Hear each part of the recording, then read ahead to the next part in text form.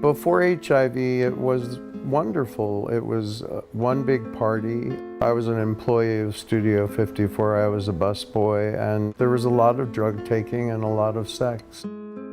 I lived in an apartment building on the Lower East Side, and it was entirely occupied by gay men. Everyone in that apartment building except for me passed from AIDS. They died in a very quick succession.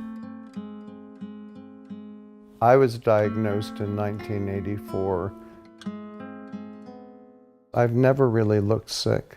People look at us and they see these muscle, healthy-looking guys, and their attitude is, well, you're fine. They don't see what goes on behind the scenes.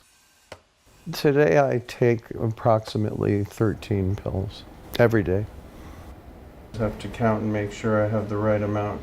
I'm suffering right now from long-term side effects that are very, very bad. I take pills for high blood pressure, for cholesterol, for the ulcerations, which I'm now taking double doses of.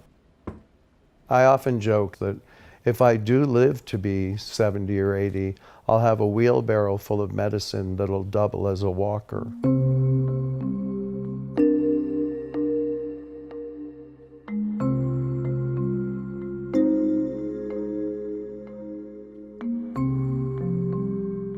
One of the biggest challenges for someone who's a longtime survivor of HIV is to maintain that level of adherence to medications and also to deal with the fact that they're aging. There's some concern that HIV in itself may adversely impact the aging process. There's a lot of conversation about frailty, and are people with HIV potentially more frail, or are they immunologically older than their age?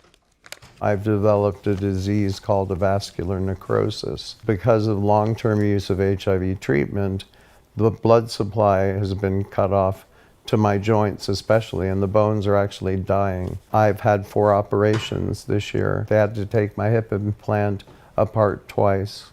Now that I have these issues of mobility, it affects our day-to-day living. We've had to install an elevator chair so I can get up and down the stairs. We know that by 2015, half of HIV-positive individuals in this country will be 50 and older. By 2020, that's 70%. For older adults who get infected later, they're still negotiating what it means to be HIV-positive. It's new to them.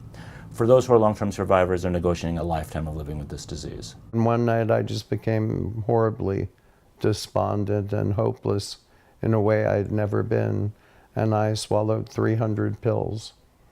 The doctors said that I would either be in a coma for the rest of my life or die, but that I would likely die. And some great miracle, I woke up. My depression was clinical, not so much situational, but certainly I think it was exacerbated by the circumstances that I found myself in.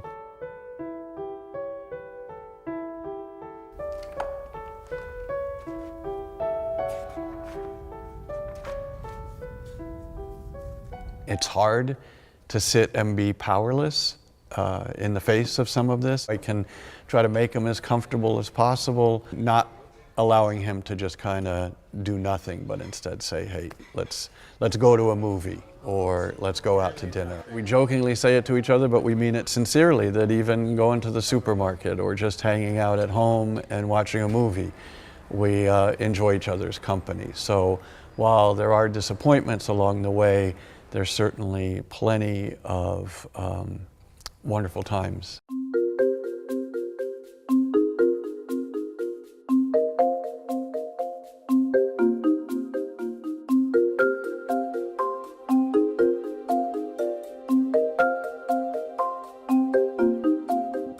HIV is now a chronic disease that we can manage. So you can take that very same statement and turn it the other way and say, oh, HIV is a chronic disease that we can manage, so what's the big deal? That has potentially impacted people who are coming of age and coming into risk in the way that they think about risk in general. When we ask men in our studies now, young men, what they worry about finding a job, finding a place to live, having money.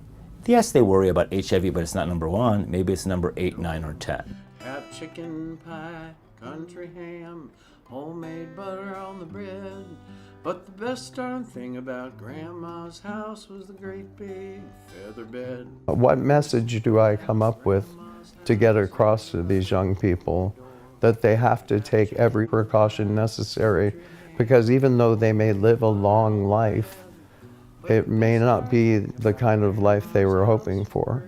I'm in my 30th year of sickness.